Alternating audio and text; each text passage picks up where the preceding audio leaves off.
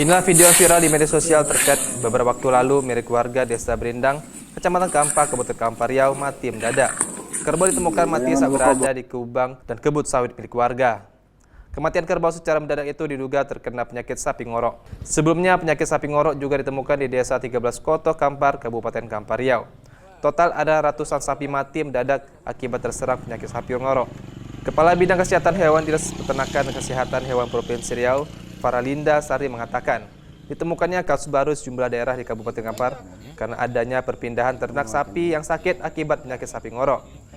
Kepala Bidang Kesehatan Hewan Dinas Peternakan dan Kesehatan Hewan Provinsi Riau, Faralinda Sari mengatakan, ditemukannya kasus baru di sejumlah daerah di Kabupaten Kampar karena adanya perpindahan ternak yang sakit akibat penyakit sapi ngorok dari Desa 13 Koto Kampar. Hal itu dikarenakan adanya aksi jual beli ternak dari lokasi ditemukannya kasus sapi ngorok oleh belatik atau penyalur jual beli kerbau dengan harga murah dan dibawa ke berbagai daerah di Kabupaten Kampar Riau.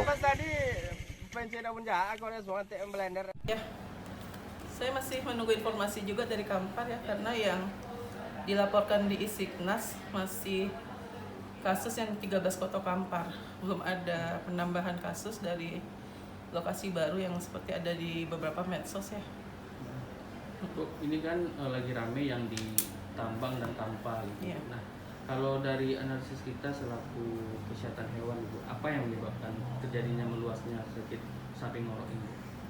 Ya, kemungkinan besar karena memang adanya perpindahan ternak yang sakit di 13 Koto Kampar ke beberapa lokasi. Karena ada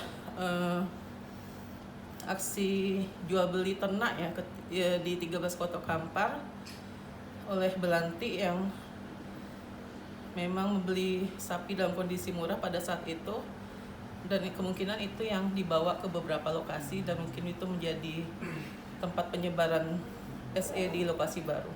Linda Sari. Sebagai apa jabatan, Bu? Saya Kepala Bidang. Sementara itu, Dinas Peternakan dan Kesehatan Provinsi Riau mengaku para peternak enggan menerima suntikan vaksin terhadap kerbau miliknya.